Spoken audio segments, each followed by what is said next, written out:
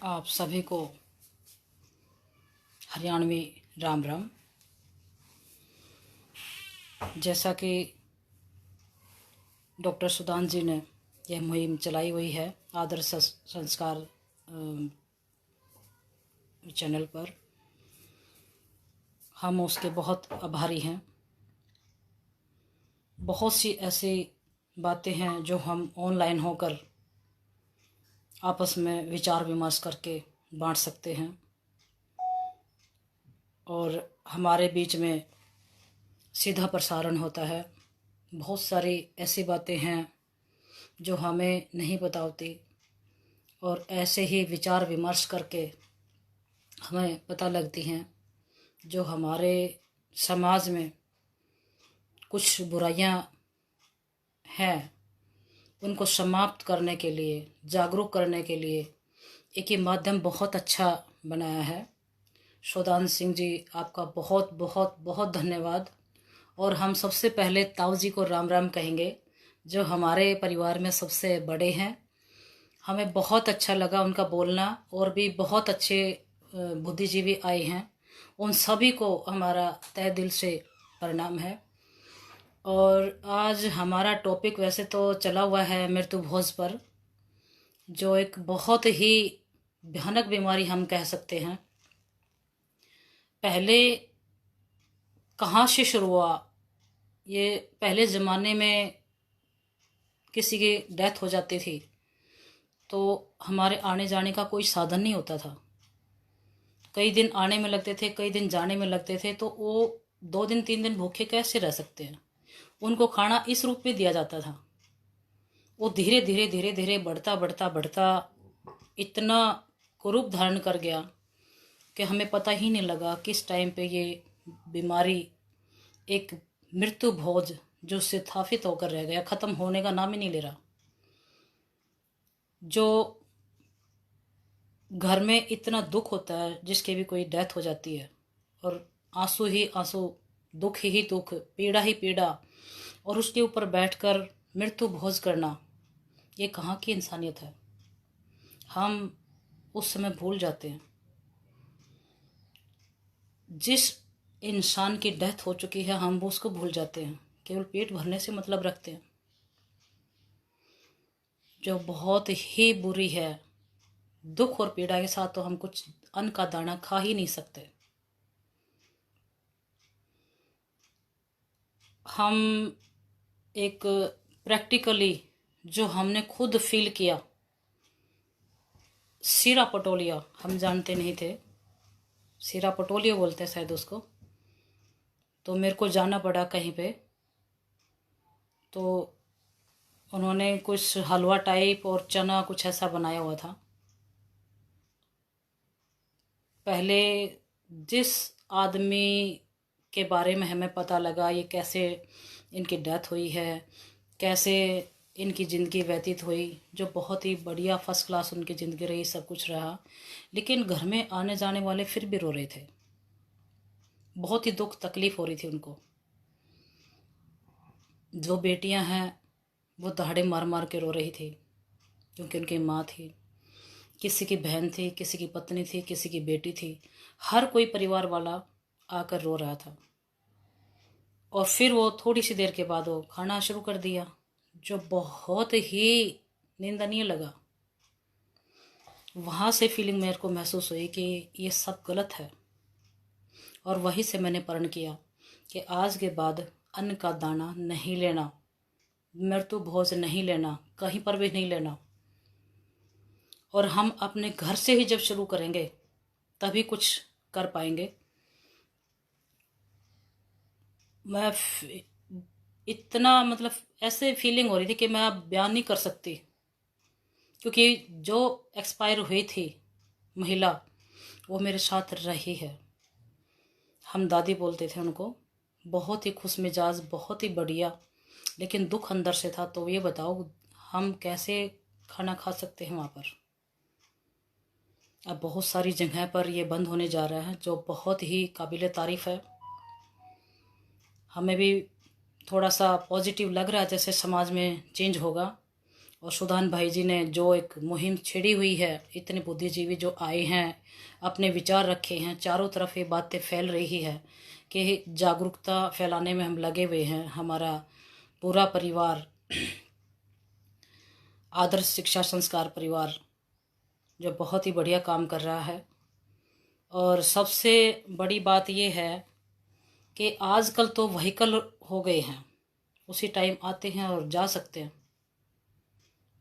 और कुछ गोत्र में, जैसे घणघस की मैं बात करूँगी, उसमें तो मैंने जैसे पेपर में पढ़ा, एक पॉइंट ये भी दिया गया है कि हम ज़्यादा जगह ये बताएंगे नहीं कि हमारे किसी की डेथ हुई है, क्योंकि उनको तो परेशानी होती ही होती है, आने जाने वालों को भी बहुत ज़्यादा परेशानी होती है।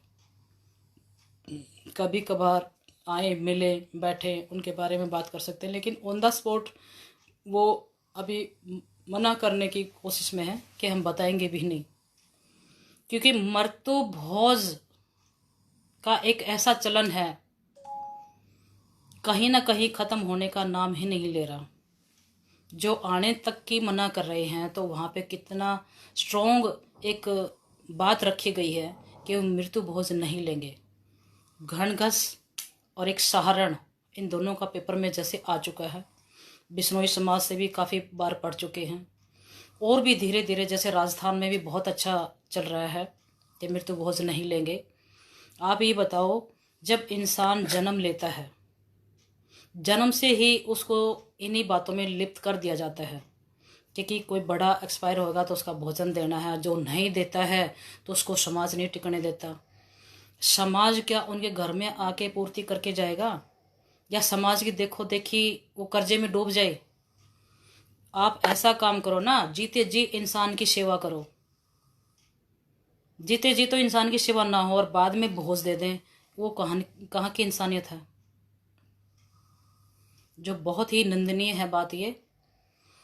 शुरू से ही हमें संभलना पड़ेगा।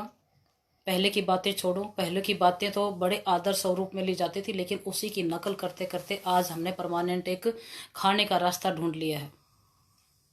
जो थोड़ा बहुत नहीं कर पाता, जो गरीब है, उसकी तो मौत के बराबर हो जाती है। एक तो मौत उनके घर में हो गई, दूसरी वो कर्जा लेकर वो सब करना पड़ेगा उसको। क्यों मजबूर है वो? हमारे समाज की वजह से। हमारा समाज ऐसा करवा रहा है, उसको ताने सुनने पड़ेंगे। उन तानों से बचने के लिए कर्जा लेकर भी किसी न किसी तरह से मृत्यु भोज करेगा। जो एक असहनीय बात है। हम जहाँ तक हो सके, जितना जागरूक कर सकें, कम से कम मृत्यु भोज को हम बिल्कुल अलग कर देंगे।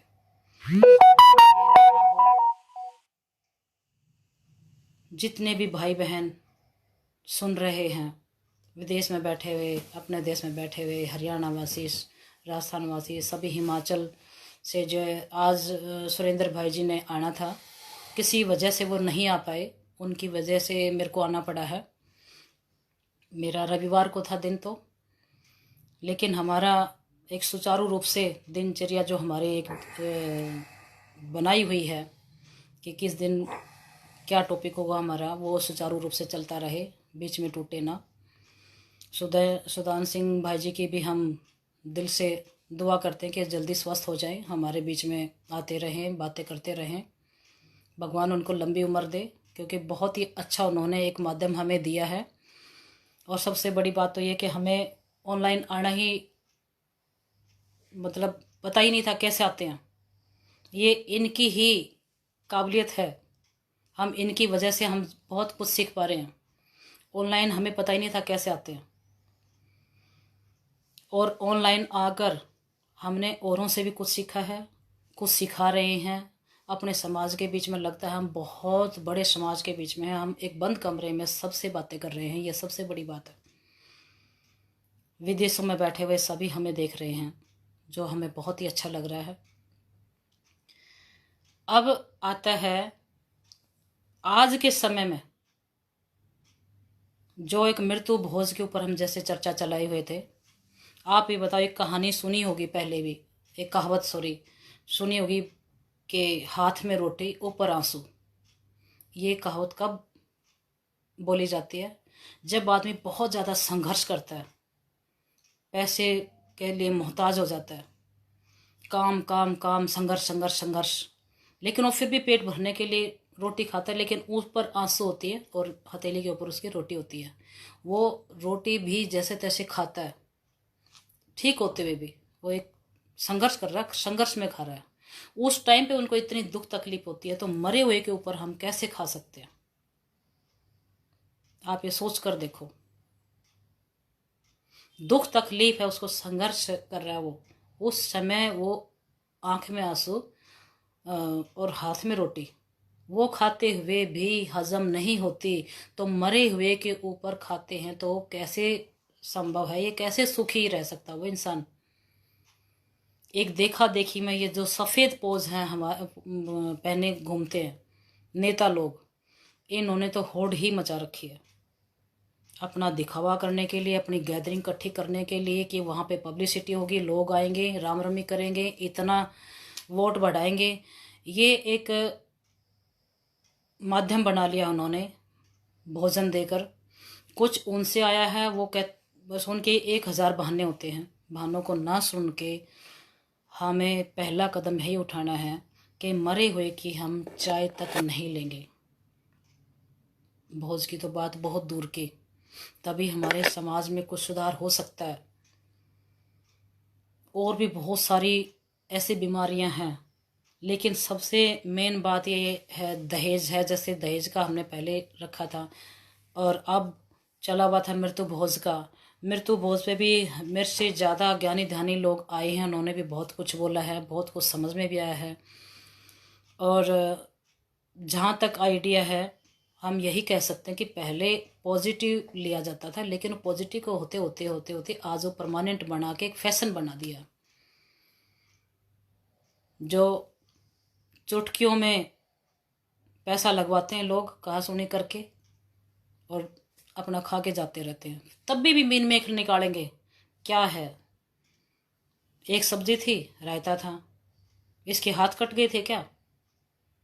जो इतना पैसा खर्च नहीं कर पाए, दुनिया भर की दौलत छोड़ गई हैं पीछे, बुजुर्ग आदमी के लिए इतना भी नहीं कर पाए। उनकी हालत तो समझो आगे। क्या ताने देने से उसकी आप हालत सुधार देंगे? दुख तकलीफ जिसको होती है, जिसके घर में डेथ होती है, वहां जाके उनको साथ दो, उनकी आंसू पूछो, उनके दुख तकलीफ पूछो, उनको सांत्वना दो, समाज में खड़ा होने लायक बनाओ। उनकी अंदर के दर्द है जो उसको बाहर निकालो, उनको समझाओ कि इंसान ने जन्म लिया तो वो जाएगा जरूर। परमात्मा ने हमें जन्म दिया है तो इस धरती से जाना जरूरी है सभी को। वो टाइम के अनुसार एक सर्कल होता है, एक साइकिल पीरियड है, वो जब भी समय आएगा हर किसी को जाना है। लेकिन भगवान ये नहीं कहते कि आप दुख तकलीफ देकर जाओ, किसी को बहाने देकर जाओ। जाने वाला चला गया, लेकिन वो ये नहीं कह के गया कि आप मेरा मृत्यु भोज करना, कर्जा लेना, दुख तकलीफ में रहना। समाज करवा रहा है, ये देखो देखी कर रहे हैं, हम खुद फंसते जा रहे हैं। ऐसी भयानक एक जो रीत है उसके जरिए इस रीत को तोड़ना है और हमने आगे बढ़ना है। आज हम करेंगे तो कल हमारी न्यू जनरेशन कर पाएगी। विदेशों में तो 1 घंटे में ही सब कुछ समाप्त कर दिया जाता है। जैसे ही किसी की डेथ हुई 2 या 3 घंटे वहीं पर ऐसे ऐसे ऐसे किया। 13 दिन कोई नहीं लगाता। जो हमारे 13 दिन होते हैं वो बड़े मुश्किल होते हैं बैठना। ये सब ये क्या चक्कर चला रखा है कि जिसके भी डेथ हुई है उसकी रिश्तेदारियाँ, लड़कियों की रिश्तेदारियाँ, लड़कों की बहुओं की रिश्तेदारियाँ, और रिश्तेदारियाँ और रिश्तेदारियाँ और रिश्तेदारियाँ, यानी ऐसा चक्रव्यूह चला रखा है। आएंगे गाड़ियाँ भर भर के, वो देखेंगे किसके घर में क्या हो रहा है, कौन किसके साथ बोल रहा था, कौन किसके साथ क्या है, चाय के लिए पूछा है नहीं पूछा, वो बातें जाके बहुत पुलिंदा बनाते, बहुत बड़ा पुलिंदा बन जाता है जो घूम फिर के उनके सामने आती है और उनको एक टीस देती रहती वो बातें। मृत्यु भोज के पीछे बहुत सारी बुराइयां हैं, बहुत सारी बुराइयां हैं जो हमें हिर फिर के दुख तकलीफ ही देती हैं, कहीं खुशी नहीं मिलती। इसलिए हाथ जोड़कर विनती है सभी से कि अपने आस में पड़ोस में एक जागरूकता फैलाएं। जो एक हम मृत्यु भोज पर लगाते हैं वो किसी के गरीब के काम आ सकता है। कहीं पे भी मतलब जो लगाने की जगह हो, गवों को खिला सकते हो, क्या वो आत्मा को नहीं मिलेगी? अब एक बहाना और लगाते हैं कि खाना मृत्यु भोज इसलिए दिया जाता है ताकि जो 13 दिन के अंदर आत्मा इधर उधर रहती है उसको पता लग जाए कि भाई हम खाना शुरू कर दिया है और आप यहाँ से जाएं। एक ये भी तुकबंदी लगाई जा रही है पीछे। उसको ये क्यों दर्शाते हो कि उसकी जरूरत ही नहीं है, कर दिया, आप जाइए, वो तंग होगा और चला जाएगा, चली जाएगी, जो भी है। ऐसा कुछ नहीं होता। केवल ये कहना चाहिए कि आंखें में आंसू ना लेके आए, आत्मा परमात्मा से हाथ जोड़ कर ये कहें कि भी वो उसके जितने दिन थे वो यहाँ पर ज़मीन पर रहा, धरती पर रहा, हमारे साथ रहा, हमारे बीच में रहा, समाज के बीच में रहा। इतने ही दिन थे वो पूरे किए उसने और गया। आगे हमारा कभी भी नंबर आ सकता है। इस ज़मीन पे रहने के लिए सदा सदा के लिए कोई नहीं आया। परमात्मा हर किसी को ज्ञान देता है, सब कुछ देता है, लेकिन हमने खुद करने हैं। जैसे कर्म करेंगे हम वैसे ही फल पाएंगे। इसलिए कुछ बुराइयां हैं ऐसी, हमें दूर हटाना ही जरूरी है। उनको दूर करना बहुत ज़्यादा ज़रूरी है। अब कुछ बातें बहुत ज़्यादा ज़रूरी हैं। जो एक कोरोना वायरस आज फैला हुआ है, कोई भी ज़्यादा ज़रूरत नहीं है डरने की। एक हवा बन गया है, कुछ एहतियात बरतनी है। हमें गिलोय का यूज़ करना है। गिलोय सुबह शाम पी सकते हैं आप।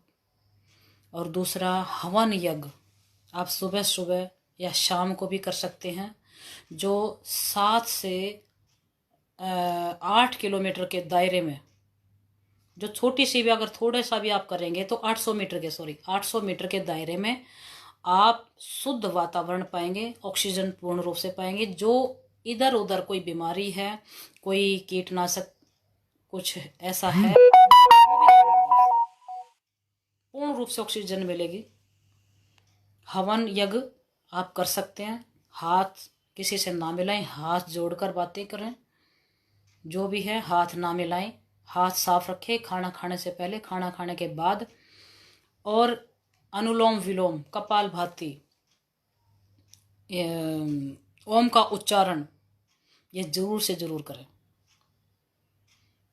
कुछ भी वायरस जैसा भयंकर जो नाम लिया हुआ है, ऐसा कुछ भी ना समझें। आराम से अपने घर में परिवार में रहें, साफ सफाई रखें। और दूसरा, नीम के पत्तियां आप उबाल सकते हैं। नीम के पानी से अगर कोई खांसी जुखाम बुखार कुछ है, ऐसा नॉर्मल होता है लेकिन डरने की बात नहीं है। आप उबाल करके पानी, थोड़ा सा जो कच्ची कली है नीम की वो खा सकते हैं, चबा सकते हैं। बिल्कुल देसी नुस्खे। ये आलतू फालतू जो वीडियो आ रही हैं इधर उधर से, ये टोकटे वगैरह बता रहे हैं, वो कुछ भी ना माने, कुछ भी ना करें ऐसा। केवल अपना घरेलू इलाज भी है इसमें शामिल। और अपनी थोड़ी सी मेहनत, नीम का उबाला देकर पानी आप ले सकते हैं, या कच्ची कली नीम की वो खा सकते हैं। नीम के पानी से नहा सकते हैं, जैसे जो भी आपके कीटाणु वगैरह वो दूर हो जाए। घर के कोने कोने से सफाई रखें। जितना भी हो सकता है जो पहनने के कपड़े हैं आपके, उसको धूप जरूर लगवाएं, धूप में रखें कपड़ों को।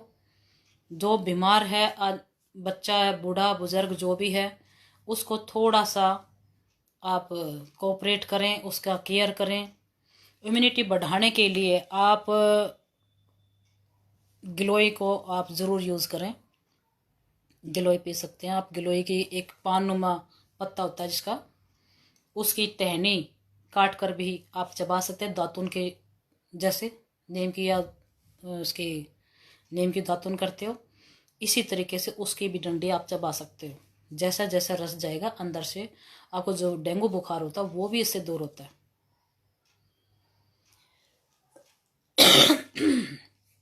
पहले भी मुझे आना था कई दिन पहले, ऐसे ही मेरे को भी थोड़ा सा खांसी जुकाम हो गया था, होली पर नहीं आ पाई थी मैं। तो आज मौका मिला सुरेंद्र जी की जगह पर आने का। और सुरेंद्र जी को भी कोई काम था, जैसे भी मैंने पहले बताया। और जितना भी हो सकता है आप अपने छोटे बच्चों को, बड़ों को थोड़ा थोड़ा योग जरूर करवाएं। मैं योग से भी जुड़ी हुई हूँ, योग करवाती हूँ, पतंजलि योग पीठ से जुड़ी हुई हूँ। और विश्व योग गुरु बाबा रामदेव जी ने अब हर जगह संदेश भेजा है कि पार्कों में, हर जगह जहाँ पे भी आपको मिले, जहाँ पे जो भी अवेलेबल है जगह, वहाँ पर हवन करवाएं, गिलोय पिलाएं। और एक हर्बल सैनिटाइजर सैनिटाइजर यूज़ कर सकते हैं। उसकी वीडियो देखें एक बारी, आपको डिटेल वहाँ पता लग जाएगा बाबा जी की। निकाल कर ज़रूर देखें, जो आप घर में भी बना सकते हैं। बहुत ही इजी है और बाहर की चीज़ों में ना पड़ें। जो आज ये जगह जगह कुछ न कुछ ऐसा बेचा जा रहा है, यूट्यूब पर अपनी अपनी भाषाएं बोल रहे हैं, अपनी अपनी वीडियोस बनाकर अपने अपने व्यूज़ बढ़ाने के चक्कर में पता नहीं क्या क्या डाल रहे हैं। उनके चक्करों में मत पड़ो आप कहीं पर भी। आप जितना हो सकता है अपने हाथों से बनाएं, घर में बैठकर बनाएं, किसी कोई चक्करों में ना पड़े। खांसी आती है, जुकाम होता है, तो आप अपना साफ कपड़ा रखें, हाथ में रुमाल रखें, आप मुंह के ऊपर लगा के खा सकते हैं, छींक सकते हैं, जो भी है। डेली जैसे रूटीन में खांसी जुकाम हो जाता, डरने की जरूरत नहीं। ऐसा कुछ नहीं है, मुझे भी हुआ था खांसी जुकाम, लेकिन मेरे को अपना खुद का पता है कि क्या हो सकता है। हल्का सा थकान हुई है, खूब खेले हैं होली पर, खूब गीत गाए हैं हरियाणवी। एक हमारा हरियाणवी रिवाज चैनल है, आपको थोड़ा सा टाइम लगे तो ज़रूर से ज़रूर देखना। हरियाणवी एक्टिविटी उसके ऊपर सारी दी हुई है, जो पुराने गीत होते थे, जो बीमारियां जैसे फैलती थी, वो गीतों के जरिए पहले बताई जाती थी। अपना टाइम स्पेंड करने के लिए हमने एक ये भी जरिया बनाया है, हरियाणवी रिवाज चैनल बनाया हुआ है यूट्यूब पर।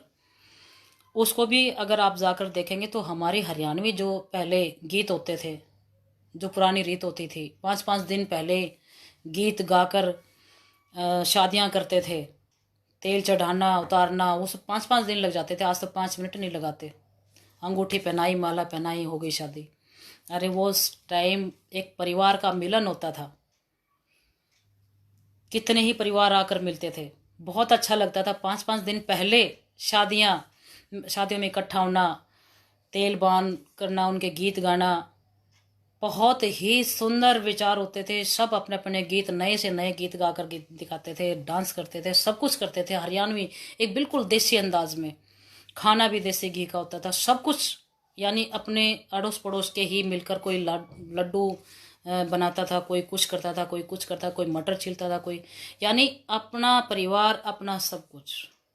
एक वो अंदाज़ा आप लगा सकते हैं। पहले के दादा दादी जो बताएंगे ना आपको, आपके होश उड़ जाएंगे कि हम इतनी बड़ी बारात को भी कैसे, एक पूरे गांव में कैसे उनको बिठाते थे, कैसे आवभगत करते थे। वो पहले जैसे अब बात नहीं रही है, लेकिन हम नकल करते करते भी असली बात पर आ सकते हैं। जैसे अब आ गए हैं कोरोना वायरस की वजह से, पहले हाथ जोड़कर नमस्कार करते थे, ये हाय हाय हाय हाय हाय हेलो, ये सब बीच में आ गया था। अब उस चीज़ को ना आने दें। अब सारी दुनिया मानेगी कि हमारे देश में जो एक परंपरा थी, हाथ जोड़कर नमस्कार करना, सम्मान से दूसरे को सम्मान देना हाथ जोड़कर, और जो एक अपना खाने पीने का एक शुद्ध देसी घी का है, या मांस मीट से बहुत ज़्यादा दूर है। मांस मीट जिसने खा तो बीमारियां तो आएंगी आएंगी। सात्विक भोजन खाओ, घर का बना हुआ भोजन करो, बाहर की कोई भी चीज़ ना लें। कोरोना वायरस क्या, कोई भी वायरस नहीं आ सकता आपके पास। जितनी भी बीमारियां हैं, मसाले वगैरह जो बाहर के खाते हैं, पता नहीं कैसे गंदे हाथों से बनाते हैं, क्या वो उनकी रेसिपी लो आप, अपना मसाला हल्का डालो, घर में बना के खिलाओ बच्चे को। बहुत ही एहतियात बरतनी पड़ेगी। जो अब एक महामारी बनने जा रही है ये कोरोना वायरस, कुछ कह कह के भी हमने बहुत ज़्यादा इसको बढ़ा दिया है। डरने की ज़रूरत नहीं है।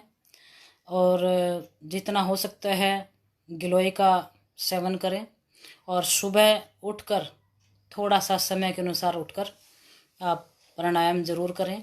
समय समय पर हम आते रहेंगे और योग प्राणायाम के बारे में भी रखेंगे कभी प्रोग्राम। योग के बारे में बताएंगे कई बीमारियां जो अपने बिल्कुल इजीली तरीके से हम घर में बैठे ठीक कर सकते हैं, उसके बारे में कोई ज़रूर चर्चा करेंगे। और कुछ और भी टॉपिक्स हैं जो हमने तैयार किए हुए हैं सुदैन भाई जी से बात करके, उन टॉपिक्स पर भी हम ज़रूर विचार रखेंगे। और जितने भी हो सकते हैं, जितने भी आपके पास कोई भी ऐसी परेशानी जो हम समाज में सुधार सकते हैं, कोई भी पुरानी रीत से मतलब बहुत सारी अच्छी भी हैं, लेकिन बहुत सारी ऐसी भी रीत हैं जो नहीं होनी चाहिए। अब एक उदाहरण देती हूँ मैं आपको। मान लो किसी के बेटा पैदा हुआ है, बेटी पैदा हुई है, अब उसके घर परिवार से मायके से कुछ सामान वगैरह लेकर आते हैं, वो गेट के ऊपर आकर खड़े होते हैं, उसको मैं ध्यान नहीं आ रहा क्या रीति रिवाज बोलते हैं उसको, वो वही खड़े होते हैं, अंदर नहीं आ पाते। वो कहते भी पहले हमारी बहन की जो ननंद लगती उसको लेकर आए। खुद मेरे साथ घटी हुई, मैं इसलिए आपको बता रही हूँ। जैसे ही मैं गेट पर गई हूँ तो वो 21,000 या पता नहीं कुछ ऐसे रुपए निकाल कर दे रहे थे। तो मैंने कहा ये किस लिए? तो कहते हैं हमारे नहीं पता, महिलाओं ने ही हमें, घर की महिलाओं ने बताया कि ननंद को हाथ में देना होता है, ये आप दें। मैंने कहा भाई अंदर आ जाओ, जिसने बेटी पैदा किया, बेटा पैदा किया है, पेन उसके हुआ है, 9 महीने उसने रखा है, हम किस लिए लें? किस लिए? ये जब रीत हमें नहीं पता तो हम यहीं आज ही ख़त्म करते हैं इसको। हमने एक पैसा नहीं लिया, मेरी एक छोटी बहन भी है, ना उसने इतना गहराई से इस बारे में सोचा, ना हमने पूछा भी क्यों है ये रीत रिवाज। हमने उसी दिन से कहा भी आज के बाद ये रीत हमारे घर में नहीं रहेगी। जिसको परेशानी हुई है, जिसने 9 महीने पेट में बच्चा रखा है, आज उसको दुख तकलीफ इतनी पीड़ा हुई है वो बच्चा पैदा करने में, और कितनी ही परेशानियां उठानी पड़ी है। परेशानी उसने उठाई, पैसा हम हाथ में पकड़ रहे हैं। ये कौन सी रीत है? कुछ समझ में नहीं आया, क्यों बना रखी हैं ऐसी रीतें। हमने नहीं लिया, हमने कहा भाई आज हमने ख़त्म किया, आप अपने घर में भी ये सब बातें ख़त्म कर दो। बेटा या बेटी को आशीर्वाद दें और आगे बढ़ें। मैं यही चाहूँगी कि जितनी भी जो भी ऐसी रीत हैं जो तकलीफ दे हैं, जो समझ से बाहर हैं, पैसा बटोरने की जो रीतें हैं, वो सब बंद कर दे, चाहे किसी के घर में भी हो। बहुत अच्छा लगेगा, समाज भी सुधरेगा, और भाई बहन के जो विचार हैं वो मिलते रहेंगे। भाई बहन की जो दहलीज है आपस के विचार, एक पेरेंट्स के घर में जाते हैं तो भाई ऐसे खड़ा मिले हाथ फैला के कि बहन आई है, गले मिलें, बैठें, अपने सुख दुख बांटें। इन कुछ ऐसी रीतें हैं जो हमें दूर करती हैं आपसी प्रेम भाव से। लड़की को वहाँ तक ही सीमित रखना चाहिए अपने आप को कि किसी को दुख तकलीफ ना हो, या पेरेंट्स को उतना ही रखना चाहिए कि हमारी बेटी को कोई तकलीफ ना हो। कुछ ऐसे विचार, कुछ ऐसी लकीर खींचनी चाहिए बीच में कि बेटी भी अगर बाय चांस कुछ तकलीफ हो जाती है और अपने घर में जाकर बताती है तो वो बातें ना सुने, वो समझें बेटा यहाँ पे भी आपको भी तकलीफ हो सकती थी, जो हम डांट देते थे, दपट देते थे, आप तेरे घर में वहाँ पे हो रही हैं तो ऐसी क्या बात होगी, 2 बर्तन होते हैं वहाँ पे खुड़कते ही है। तो जितना हम पॉजिटिव रखेंगे समाज में, अपने आप को, अपने परिवारों में, कुछ ऐसी बीमारियां जो हम चुटकी में दूर कर सकते हैं। कुछ मैंने अपने खुद की जैसे एक्सपीरियंस बताया है, आप सबके घरों में भी हो सकती है। कोई ना कोई ऐसी तो तकलीफ जरूर हुई होगी, या ऐसी कोई रीति रिवाज ऐसी जरूर हुई होगी आप तोड़ना चाह रहे हैं लेकिन तोड़ नहीं पाए। एक झटके में ही तोड़ दीजिए। अगर पेरेंट्स भी बीच में आते हैं तो उनको भी एक साइड कर दीजिए, क्योंकि ज़माना ऐसा आ गया है। केवल वही रीत रखिए जो आप सहन कर सकते हैं, जो आप पूरी कर सकते हैं, जो आपके विचारों के जरिए आपस में मिलान हो सकता है, सुख शांति दे सकती है। दुख तकलीफ जहाँ पर पैसे की बात आएगी वहाँ दुख तकलीफ होगी ही होगी। इसलिए हाथ जोड़कर विनती है कि जो भी बुरी रीत हैं यहीं पर ख़त्म कर दीजिए। मैं हाथ जोड़कर विनती करती हूँ सभी से, और कोरोना वायरस ऐसा कुछ नहीं है। मैं लास्ट में फिर भी यही कहना चाहूँगी, आप इसको दूर रखिए, साफ़ सफाई रखिए, और कोरोना वरोना कुछ नहीं है। खाइए पिए मस्त रहिए। जय हिंद, नमस्कार।